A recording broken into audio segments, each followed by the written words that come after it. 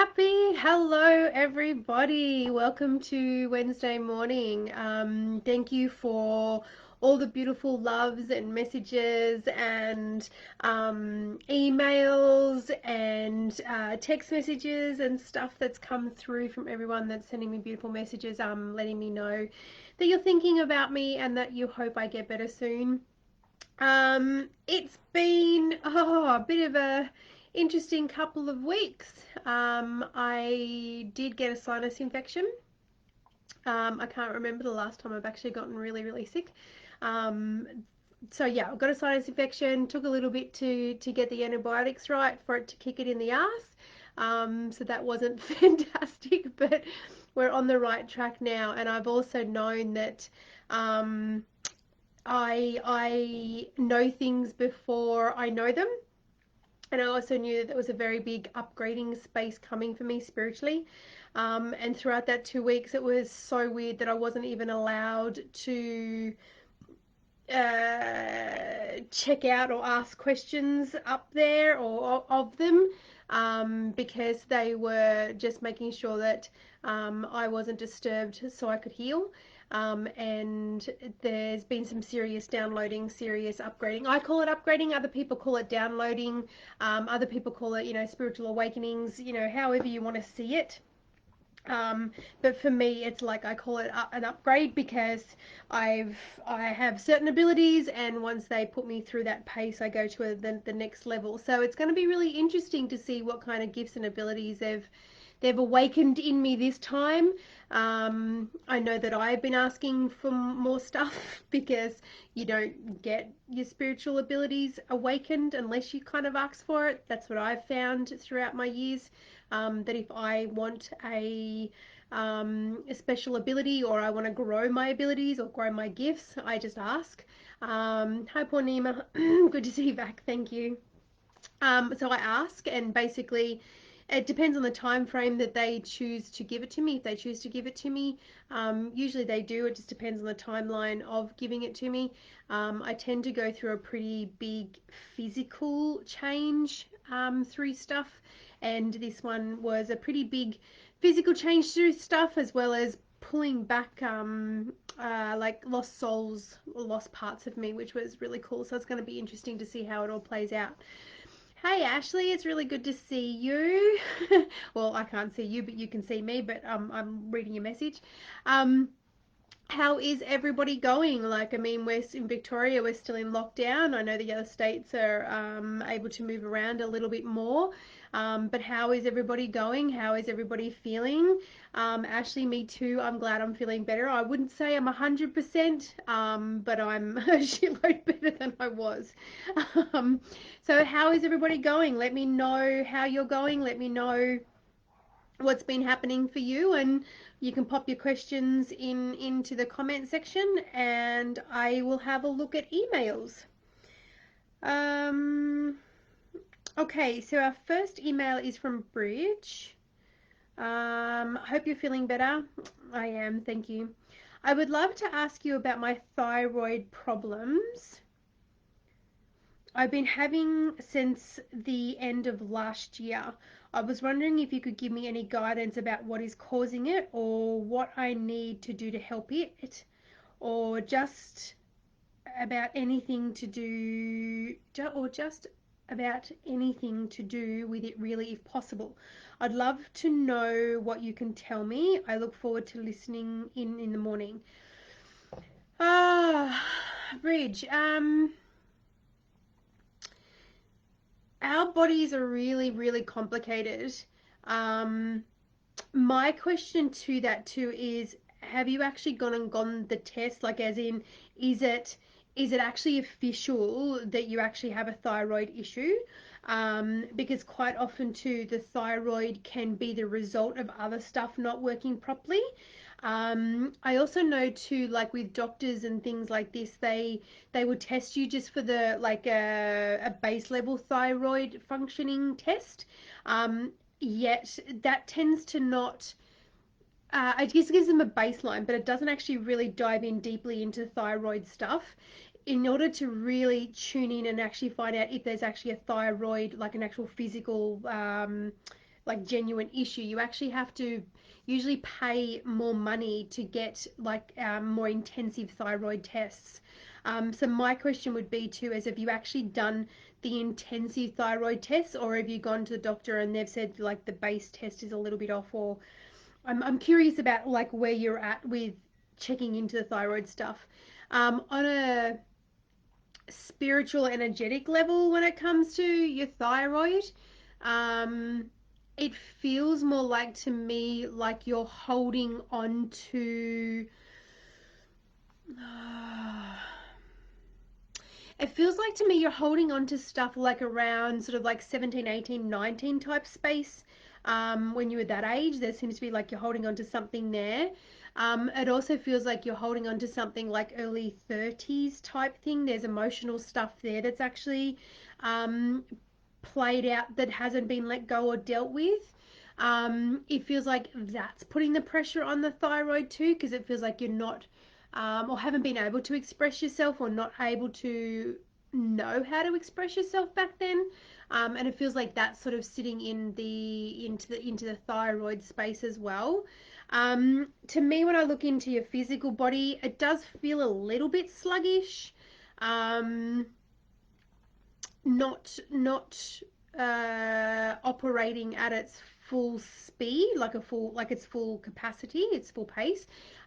Yeah, I also feel like your body's being very clever and doing that for the purpose of you having to look into what is going on for you, and look into the emotional side of it as well, because it feels like your thyroid's being very, very clever and causing an issue in order for you to be aware, so you actually deal with this shit, which often our bodies do that. Often our bodies will actually, you know, not work or break down, or have a little bit of a fart and cause issues for us, because there's a greater issue there that your body wants you to look at, or look into.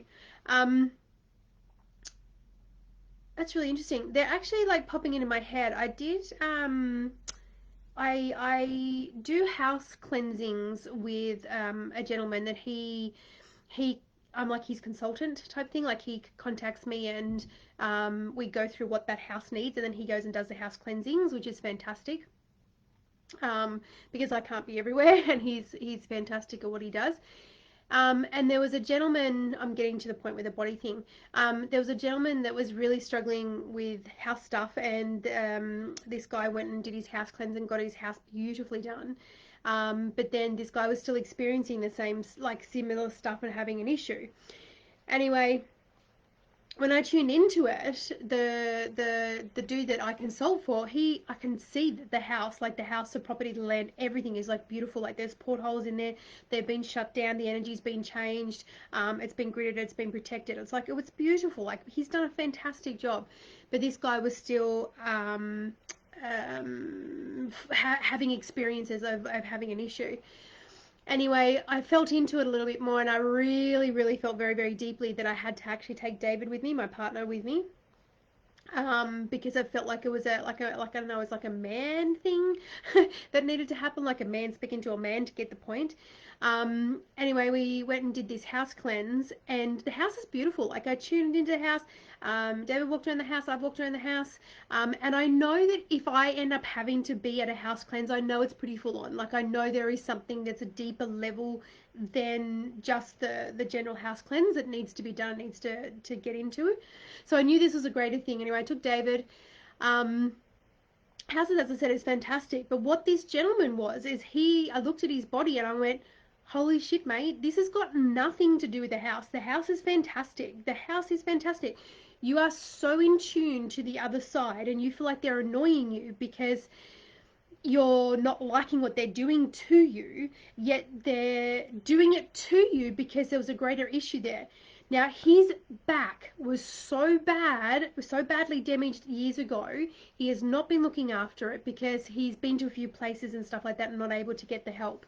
But his back was so, so bad that if he didn't actually do something right, like it didn't have, like, as David actually went, well, are you happy for me to look at your back and stuff like that? Because I could see it, David could see it.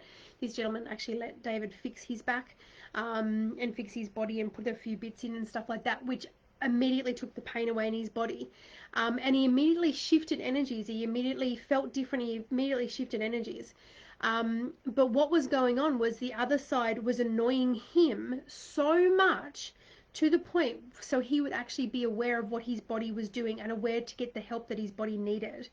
And Bridge, I feel like it's a very similar thing for you. It's like your thyroid's playing up because it's saying to you that there's more deeper issues there that need to be looked into. I hope that helps. There's a place, what's it called? Lucy. There's a place in I know they've got a location in the city. Lucy, O-U-C.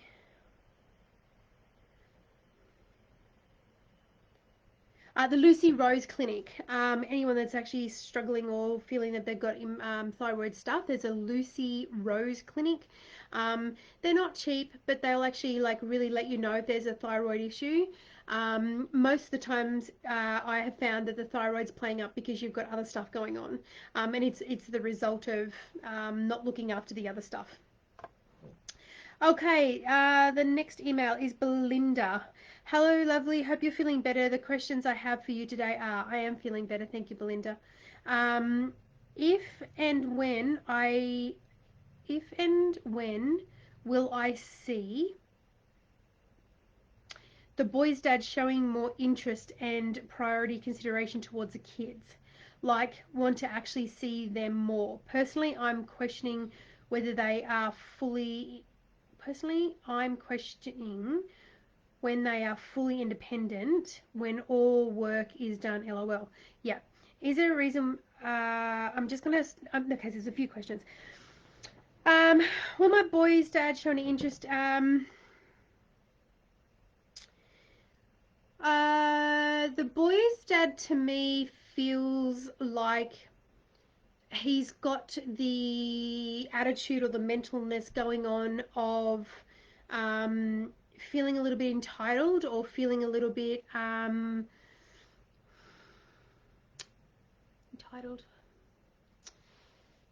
feeling a little bit put out, like as in he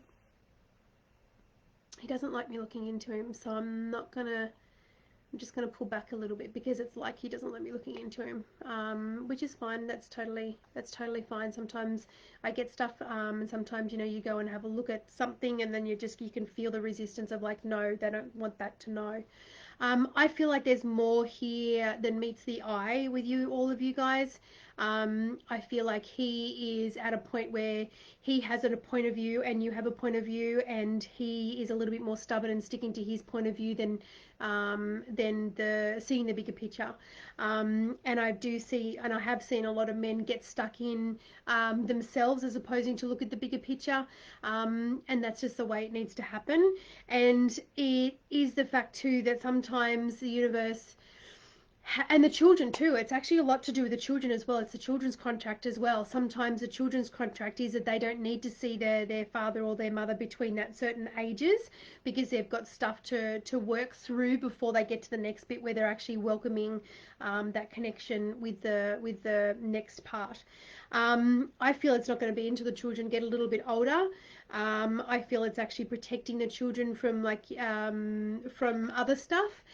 So trust in that, and trust in the fact too that you get to be the one to actually see them grow up. And I so understand how hard it is. I've been there. It's just so full on, and you really want the other person to take a little bit more responsibility and help you out. But trust in the greater picture because you actually get to be with them while they're young. You actually get to experience you're that one that's actually there for them. And it's all in the way that you actually choose to see and look at it. The children are not stupid. They will actually get to the point where they actually will know when they need to have that relationship.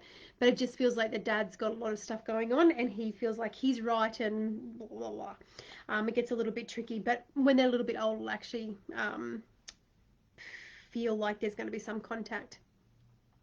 The next question is there any reason why my eldest son can't seem to sleep in any other bed than mine? Yeah, it's security, it's safety. He doesn't feel safe. It feels more like it doesn't feel so much like the home is not safe, or the, like, as in the spiritual activity type thing. I am questioning whether your home is gridded and cleansed, but I feel like you have done that. But I feel like it's a more of a safety thing for him, like as in it's a security thing. He's needing security, and you are his security. There's also the other element there too, that he feels like if he's with you, he can protect you, and he can be the one to look after you a little bit as well. He said that he gets scared but can't tell me why. Is there a spirit in the unit that we are living in? There's always spirits. And finally, is there a hex or bad spirit associated with me? And if not with me, are they with the kids? Phew, I think that'll do for now. LOL. By the way, I'm off antidepressants and I'm not smoking. Woohoo! Yes! Oh my God, the journey to go off antidepressants is fucking huge. And smoking as well. So kick ass. High five to you, Belinda, because that's a huge, huge, huge step forward. Um, I don't, as I said, I don't feel like there's something in the unit causing an issue. I'd make sure that the space is gridded and cleansed and stuff like that. That's important. But it feels more to me that he has emotionals. He has emotionals. He has emotionals. He's got emotions within his body and within his mind and stuff that he can't quite work out what they are. And because they're overloading his body and his brain and stuff like that, he's actually looking for security. And that's one of the reasons why he wants to be in your bed, because he's actually looking for security and safety.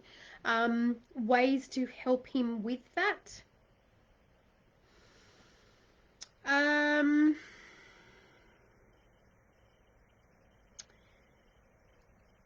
uh, I've said it before, Yell Talk is fantastic. No matter what age you're at, Yell Talk is so much fun. Especially with like any teenagers and stuff like that, and young kids, is, you know, for 1 minute at the end of the day, you yell talk. So for 1 minute, everything you say is fully yelling at the top of your voice about how your day was and everything like that, because that what that does is it actually lets the whole body and the whole system know that you can actually express your emotions and actually allow your emotions out in a healthy way. And at the end, you can't help but bloody crack up laughing, and it's so much fun. The other thing they're popping into my head too that will help Belinda is like doing a daily, what was the peak and what was the the lowest part of your day, because it feels like he just needs to learn how to express himself in a normal situation, so he can actually start being aware of what his emotions are when he's actually feeling emotional. I don't see this being in bed thing for too much longer. It's like if you actually help him work through his emotions and actually help him understand what's going on for him within him, he's going to actually feel more secure in himself and not need to do that. But I would say for the moment, I know it's a pain, but just allow him to have that security and allow him to actually feel that that safety that space is offering him. Ashley, needing guidance, wondering if I'm still on the right path and looking in the right places for love. It seems inclusive. Gee, I'm not good with. Stop using big words that I don't understand, Ashley. Am I still not ready? Okay, so two different questions there. When I was reading Am I Still on the Right Path, they're saying yes. But I feel like that's the right path when it comes to day-to-day stuff and your job and all that kind of stuff, Ashley. It feels like they've broken that into two parts, even though you're on the love space. I feel like there's the underlying question in that. Yes, it feels like you're still on the right path when it comes to career and what you're doing. I feel like there's a bit of a shift coming with that again, but I feel like that's for the better. It feels like some deeper learning or some greater learning or something, but I feel like it's good. Am I looking in the right place for love? Um, I would say when you say the right place, I would say the right, you're asking for about the right person, like as in the person that you're with. I feel like it's a jumping stone to help you awaken a little bit more. to be able to learn how to surrender into just allowing to go with the flow a little bit more. I don't feel like the one that you're with is going to be long term. I just feel like it's a stepping stone. They're saying to make sure you don't get comfortable, but it's actually a beautiful space in order for you to be able to allow yourself to surrender and go with the flow a little bit. I hope that helps, Ash. Um, am I still not ready? I would be asking yourself that question, Ashley. Like, does that feel true that you're still not ready? To me, it feels like you are, but you're putting conditions and requirements on what you feel ready is. I've seen it many, many times where people stop looking for love or stop looking for a relationship, and it comes along very, very quickly and smacks you in the face. Um, so I don't feel like it's like, are you still not ready? I feel like it's more asking yourself the question, is that actually really true that you're still not ready? Because love can present in many different forms. I would feel like it's more the fact that are you ready to actually allow yourself to feel like you can surrender to a male, surrender into love, surrender into that space.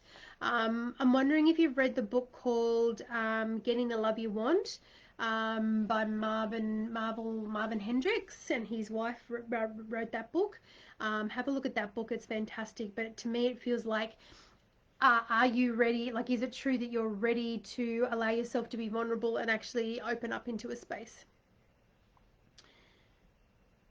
Crystal, I think it is Crystal. Hi Julie, long time shop customer, first time commenting. Hello, I love long time shop customer, first time commenting. Welcome, congratulations, because I know it can actually be a little bit scary sometimes commenting. So welcome, welcome. Just wondering what you could suggest. Okay, suggest spiritual work to help through grief. Ooh, yeah, that's a really good one. To grief. Grief is such a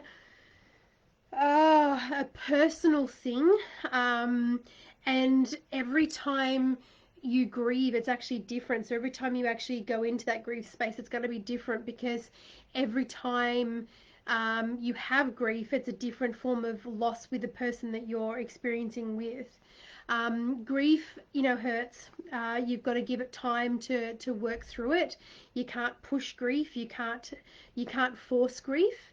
You can, it's also not good to go down that rabbit hole of like, 5 years down the track and you're still grieving. It is important to make sure that you are reaching out and actually doing the tools that will actually help you move past the grief, which I can see you're doing. Beautiful things spiritually to work through grief. Um,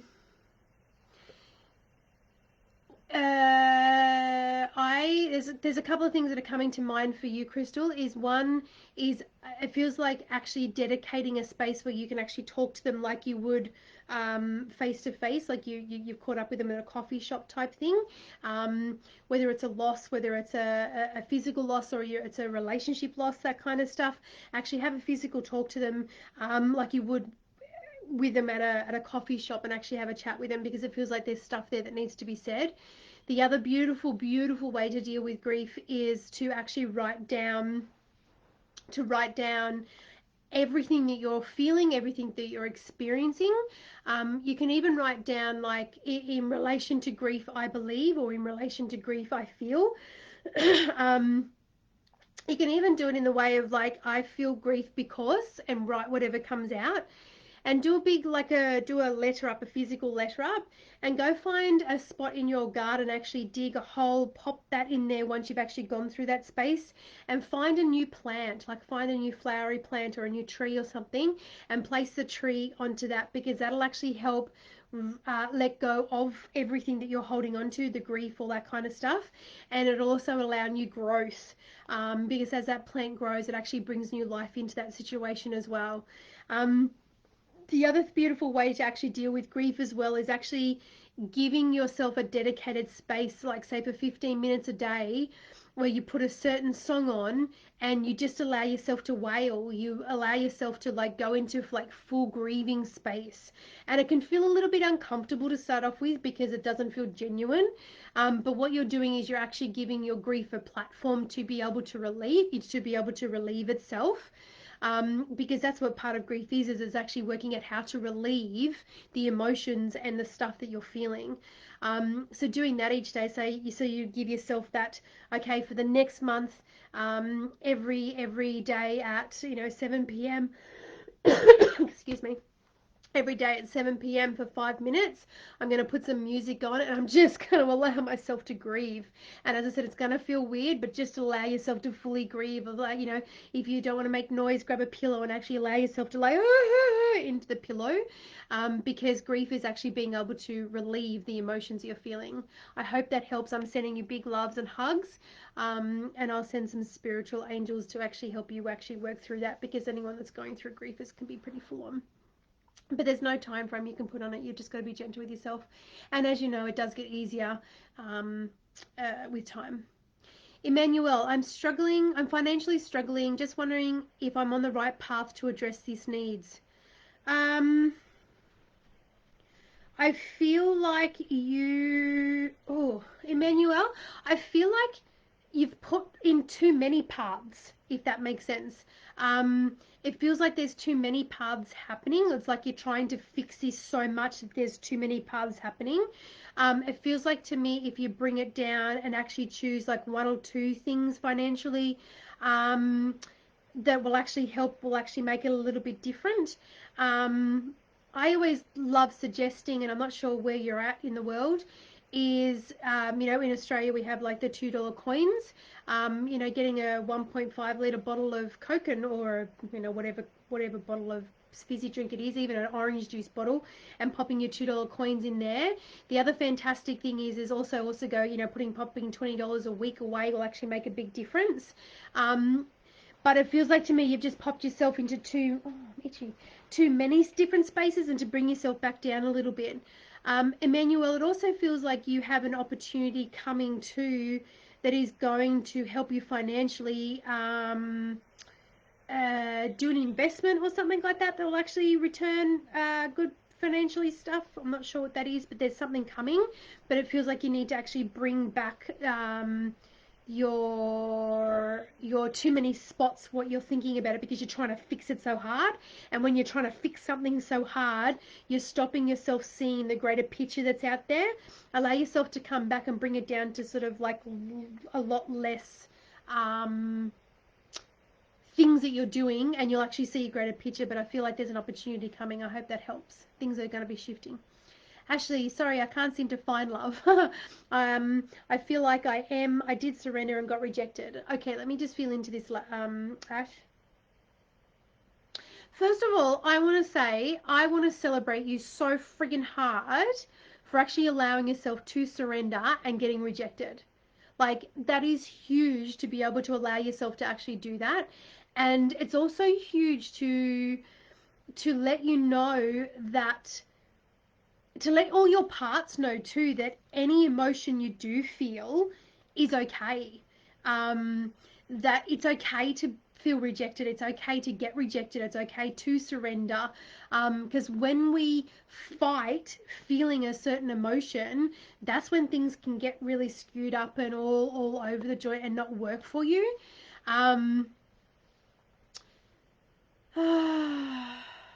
Ash, I do feel you are ready for love, and I do feel like you are ready for that.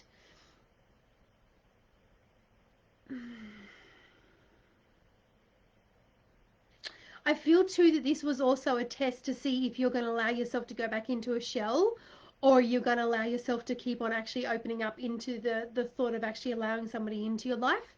Um, um,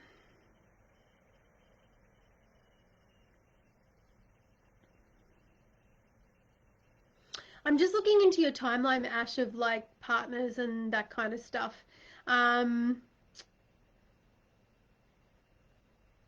I get the feeling that you are going to meet somebody through someone.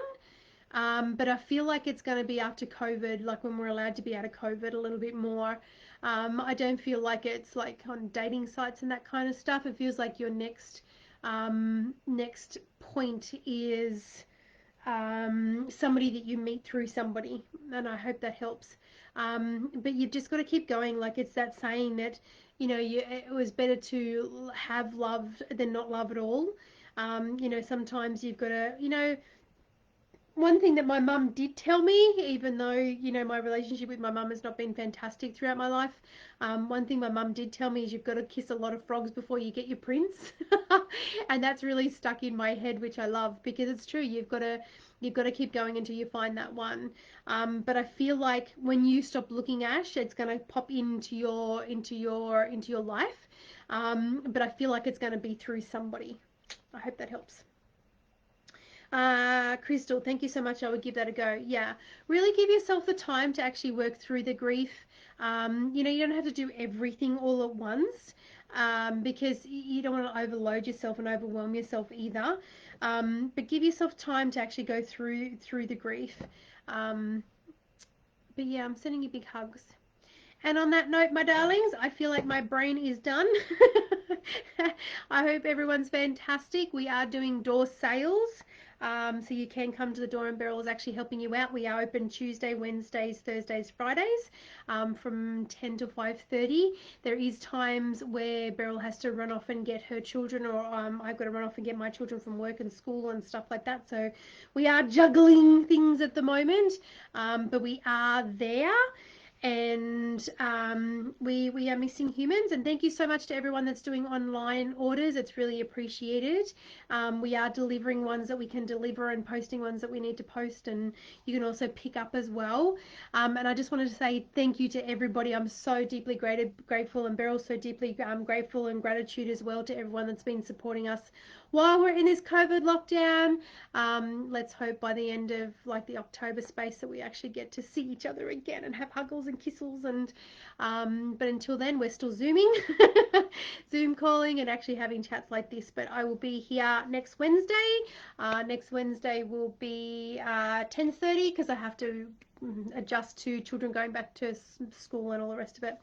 Ashley says, thanks, you're welcome. I remember all that you've said. I'm sending you big hugs, babe. You're doing fantastic. And remember, it's a journey and it's a process. And sometimes we just have to be a little bit more extra gentle on ourselves and love ourselves a little bit more. Ashley, move your body. Get that music going.